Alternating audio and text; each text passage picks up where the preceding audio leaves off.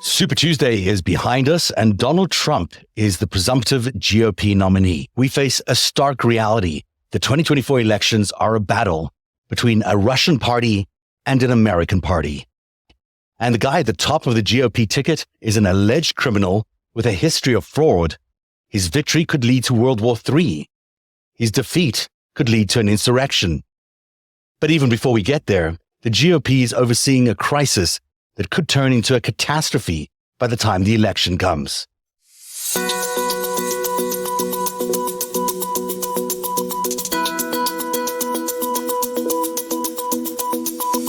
Tonight, we're revealing how the GOP has been ensnared by a Russian-Chinese alliance bent on dismantling the American system, dismantling the idea of an American democracy. The world is at a turning point, and at the heart of this crisis is House Speaker Mike Johnson's continued halting of crucial military aid to Ukraine. It's really a betrayal of everything we as a nation promised the Ukrainian people at the start of this war. And it's a betrayal that Ukrainian President Zelensky is not letting go unnoticed.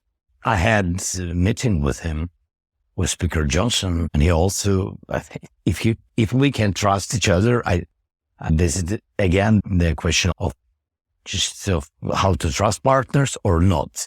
That's it, what I have to say. So when we spoke each other, he said that he will do everything to support Ukraine. And he is on our side. And he understands how heroic our people, our soldiers and civilians and etc. And he said that, so his faith with us, yes, and prayers with us. And he said that he will do it. And then after my meeting with him, I had meeting in the White House, and also in the White House, the administration told me, yes, we have challenges with some voices in Congress. And I asked President, I asked him that, please, President, I'm asking you to help me and to help Ukrainian people. And please, can you do, I know that you have a lot of questions to each other, and because of election period, challenging period, but can you put the pause in your dialogue on these questions, one meeting with each other, with Democrats and Republicans, and please, can you have a deal? Because for us, it's very important. Yes, I gave this message. My message, I think that Johnson had it, and Biden also had it. So that's it. What can I do? I can't push the speaker. This is his decision, but I think he understands all the challenges. What do we have? Do you trust Speaker Johnson? I have to trust. I have to trust. President Zelensky has every right to be upset, and so do the Ukrainian people. And now we're hearing Ukrainian First Lady Olena Zelenska has reportedly turned down an invitation by Jill Biden to attend the State of the Union. This apparent snub is apparently related to an invitation to Navalny's widow to also attend the State of the Union. But she also declined that invitation. So this must be something else. Most troubling is what I'm about to share with you tonight. My investigation into Mike Johnson's Putin ties has unearthed a decade-long support by the now House Speaker for Russia's key policy positions. The year was 2013, a pivotal year in how Vladimir Putin viewed the world. In Ukraine, the Maidan Revolution led to the ouster of Putin's puppet, Viktor Yanukovych, and a populist movement determined to move Ukraine into the Western fold.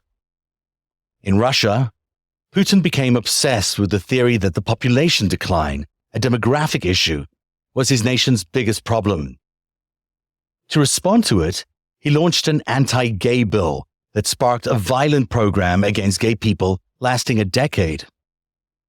So you had a real stark contrast then in the United States, where gay marriage had just been legalized that year, and then Russia, where the anti-gay legislation allowed Putin to scapegoat the LGBTQ community for the mess he'd caused in Ukraine. So that was 2013. There's the Maidan Revolution, and Putin then passes this anti-propaganda law, which is really an anti-LGBTQ law.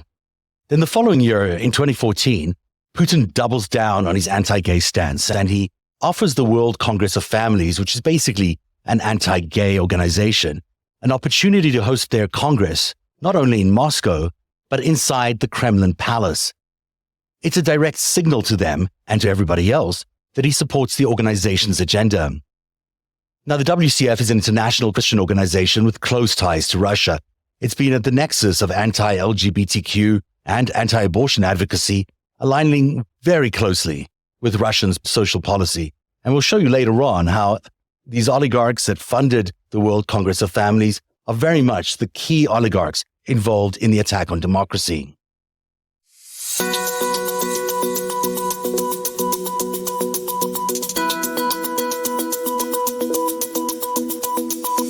You personally attacked your Christian counselor, a woman of God, attacked your profession.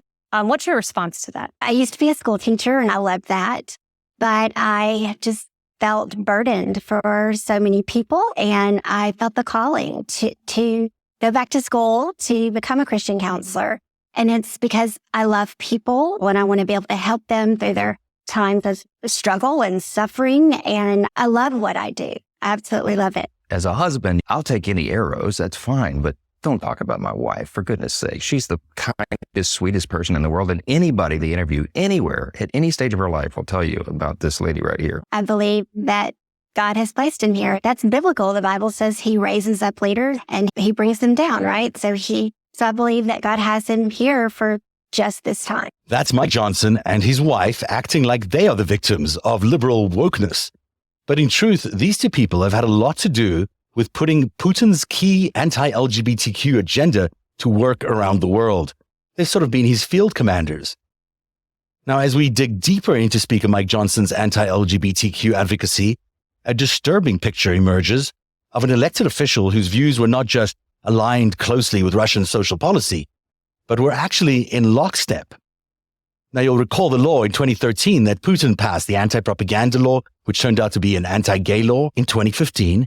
Johnson introduced his own version of that type of law as a state representative in Louisiana. It was called the Marriage and Conscience Act. And it basically allowed individuals and businesses to refuse services to same-sex couples based on religious objections and without facing any consequences from the state. Now, the timing of these two laws, Putin's 2013 law and Johnson's 2015 law, are very noteworthy because the leading group advocating for anti-gay legislation around the world at that time was the World Congress of Families, the same group that in 2014 held a significant meeting in Moscow in the Kremlin Palace at Putin's invitation. That was the year after the Duma passed Putin's law, and the year before Johnson introduced his law in Louisiana. It was also their Trojan horse. The Russians were very smart. They used the LGBTQ and abortion legislation to get into the underbelly of America's churches, to get into the core of those evangelical churches, from where they could start ministering all this nonsense about LGBTQ people. And that's how they were able to build such a strong base and strong connection with the evangelical churches and evangelical churchgoers in the United States. Though there are slightly different approaches, both Johnson's Marriage and Conscience Act and Putin's anti-propaganda law serve to legalize unequal treatment of LGBTQ individuals. Mike Johnson spent almost a decade writing, implementing, and legally defending the anti-LGBTQ legislative agenda of the WCF. So earlier on in the show, I explained to you how Mike Johnson had received $37,000 in donations from American Ethane that was really owned by two Russians named Voloshin and Nikolaev, both very close to Vladimir Putin and very close to the Kremlin. In fact, Nikolaev had FSB clearance. Nikolaev is also the person who basically funded the Maria Butina operation. You'll remember that's the operation where Maria Butina, the spy for the Russians, infiltrated the NRA in order to subvert the Republican Party and to use the NRA as a funding arm for the GOP. That's all well and good. We've known that for a while. But as we factor in this new information around the World Congress of Families, which was affiliated to an organization for which Johnson worked for 10 years, the picture becomes even more striking about how close he is to some of these very critical Kremlin insiders, very critical Kremlin oligarchs. And one of them is a name you've heard a lot of before here on Narativ. His name is Konstantin Malofeev. He really is a very orthodox Christian oligarch, and he's been at the central point of a lot of the propaganda efforts around Ukraine and the United States as the attack on democracy has taken place. The other person is Vladimir Yakunin, who is a very well-known, very high-profile CEO of all the railroads, or at least was, in Russia, very close to Vladimir Putin, and his wife, Natalia Yukonina, who's actually a figurehead in the World Congress of Families. She's appeared there many times. She makes no bones about her desires and feelings about this issue, and makes that very much her organization. So to have these real consummate insiders, these people who know Vladimir Putin very well, like Natalia Yukonina, Vladimir Yukonin, and Konstantin Malofeev, along with Nikolaev and Volushyn, you have Johnson appearing to know all of the Kremlin's key people, because there's also, you haven't been able to fit them on this page here, but Roman Abramovich and Oleg Deripaska that are apparently tied to some of the American ethane money that was sent to him. So the picture around Mike Johnson looks more and more like someone who's been quite active for the Russians for maybe a decade or longer.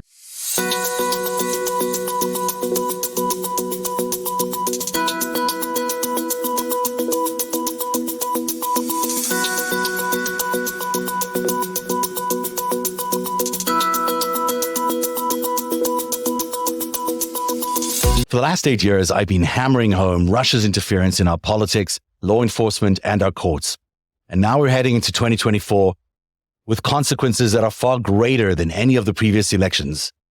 And we could face a situation where the majority party, the speaker, and the president-elect are beholden to Vladimir Putin.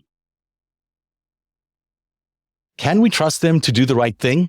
What happens if Mike Johnson's the speaker on the 6th of January, 2025? He can't be. We're facing a situation with respect to the 2024 election where it's an existential crisis, and we have to ensure that we don't have a situation where an election that might be thrown into the House of Representatives is overseen by a Republican majority. So you would prefer a Democratic majority? I believe very strongly in those principles and ideals that have defined the Republican Party. But the Republican Party of today has made a choice, and they haven't chosen the Constitution. And so I do think it presents a threat if the Republicans are in the majority in January 2025. It's a threat Cheney hopes she can be clear enough about to break through the political numbness. You say Donald Trump, if he is reelected, it will be the end of the Republic. What do you mean? He's told us what he will do. People who say if he's elected, it's not that dangerous because we have all of these checks and balances don't fully understand the extent to which the Republicans in Congress today have been co-opted. The things that he has said and done in some ways are so outrageous that we have become numb to them. What I believe is the cause of our time is that we not become numb, that we understand the warning signs, that we understand the danger, and that we ignore partisan politics to stop him. The body of evidence against Johnson is growing. Just how much money was funneled to him through the World Congress of Families, we just don't know. He seems to have spent almost a decade working for an allied organization of the World Congress of Families, defending this type of legislation. And one has to ask, is it possible that the 2013 legislation that Vladimir Putin passed in Russia against the LGBTQ community, is it possible that the current Speaker of the House in the United States Congress, that he authored or had a role to play in that legislation? The evidence of Russian influence within the GOP is also mounting. When your speaker and your president are beholden to your foreign adversary, you not only have a dictatorship because they control what legislation is passed and what's executed, you also have a colony of Russia, the Soviet Republic of America.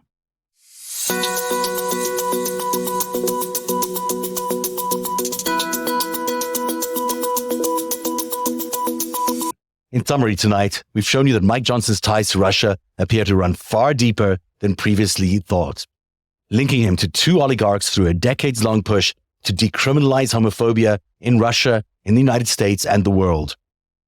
You could argue that Putin has the US in a bit of a checkmate position right now. unable to perform its national security function and contributing to a possible defeat of Ukraine. Johnson needs to publicly explain his history of fawning to a Russian influence. And he should absolutely disclose any payments he received from the World Congress of Families or the ADF, and he needs to explain why on earth he'd want Ukraine to lose. One day, you'll tell the story of autocrats, crooks, and kings who came for our freedom.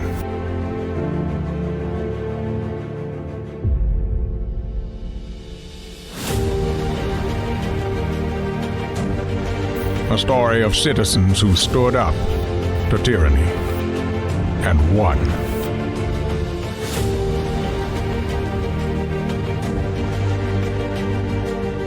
The people prevailed and renewed an old vow to a more perfect union. And that was just the beginning. The story continues. Narativ, where truth lives.